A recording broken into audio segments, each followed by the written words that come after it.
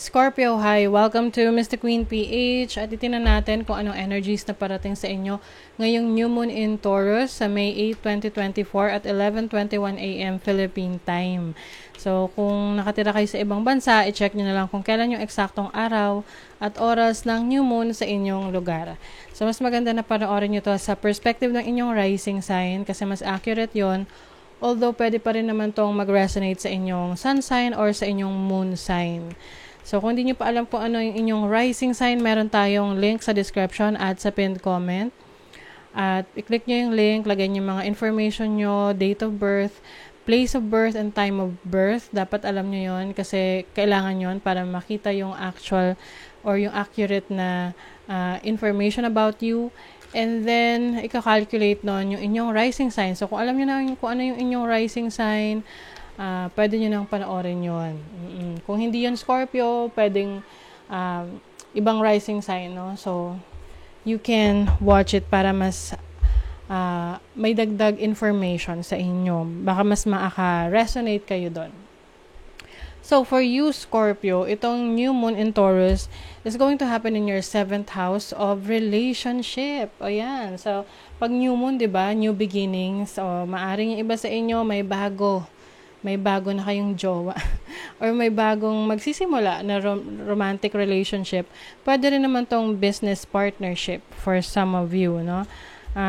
So, ang Taurus is a fixed sign, fixed earth sign na merong very stable energy.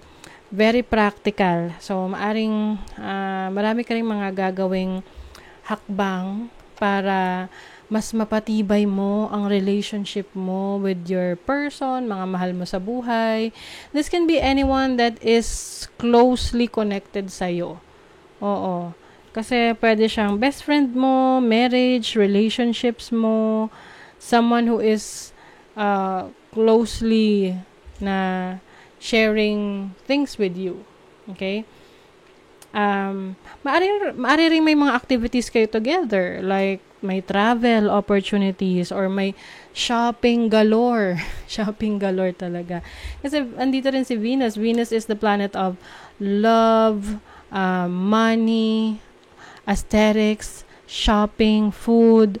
So, maaring kayo ay may mga activities together with your loved ones na pupunta kayo sa isang masayang place na pwede kayong mag-shopping, kumain, ganyan, gumala, para maging stronger yung inyong bond. And Jupiter is also here, conjunction sa Uranus. Jupiter is the planet of abundance, prosperity, generosity, and maaring merong pwede rin mga unexpected connections, no? Pwedeng, halimbawa, nagpunta ka lang sa mall, nag-shopping ka dyan. Tapos, meron kang nakilala na person na siya na pala yung the one. Di ba may mga ganon, no? Pwedeng ipinakilala ng isang kaibigan mo or pwedeng blind date. Ayan, nasabi ng friend mo, uy, magkita tayo, gala tayo. Tapos yung pala, sinet up ka kasi may kasama siyang irereto sa'yo. Yung ganon. Something unexpected na pwedeng mabuo ang isang relationship. Kasi meron din tong sextile sa 5th house ninyo, which is creativity, pleasure, love affairs. So, some of you pwedeng ma-involve sa isang relationship. Yun nga lang, no? Pwede kasing yung isang relationship na yan is pwedeng may may asawa na pala. So, be careful sa mga ganong type of connections. Kasi syempre, at the end of the day, malaki yung possibility na ma-heartbroken ka dahil may pananagutan na pala yung taong nai-involve sa'yo. But of course, alam nyo naman na kung ano yung makakabuti sa inyo. And may mga bagay na hindi naman natin kailangan panghimasukan dahil sariling life's lesson nyo yun na kailangan nyong matutunan. Oo. So, darating rin dun sa point na matututo ka at marirealize mo na, kaya pala, hindi pala maganda or hindi pala yun makakabuti sa akin. So, let that, hayaan mong ma-experience mo na lang yun. Okay? Siyempre, hindi naman natin yung panghihimasukan. But, that's what I'm saying for some of you. Pwede rin, ayun nga, galing sa isang hindi seryosong relationship na tipong situationship lang, walang label. Pero, itong new moon na to, pwedeng may mabuong, solid connection na mapapakommit kayo sa isa't isa. Di ba may mga ganong relationship na, sige, we will hang out, pero walang label, walang commitment. It's like an open relationship, no? Sabi nga ng iba. So, open relationship, wala kayong pakialamanan sa isa't isa. Basta pag kailangan nyo yung isa't isa, you will have to be there. Or kung hindi available yung isa, wala kang magagawa. Alam mo yun, walang expectations, walang demands. All fun lang. Na minsan, nauuwi siya sa isang seryosong relationship. So, pwedeng ganon. Kasi you have the Saturn here, so pwedeng meron kang isang matagal ng kaibigan na ganun yung situation ninyo. And then, maaring magkakaroon ng may mababago, may mag-evolve. Okay? So, some of you naman pwedeng like we mentioned kanina, business partnership to, kung hindi ito romantic connection para sa inyo, pwede kayong magkaroon ng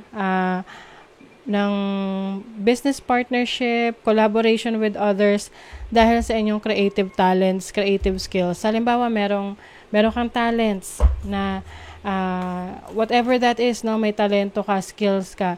And then nakita yon ng isang tao na interesado dun sa skill set mo at gustong mag-invest sa'yo sa talents and skills mo. Ganon. Pwedeng magkaroon ka ng ganong klaseng opportunity na, okay, halimbawa, magaling ka mag-painting. Nakita niya yung talento mo. Tapos, mag-i-invest siya sa'yo. Magtatayo siya ng exhibit mo. 'Di ba? Magko-conduct siya ng exhibit mo. And, syempre, meron siyang percentage dun sa maibibenta mong mga paintings. Things like that, no?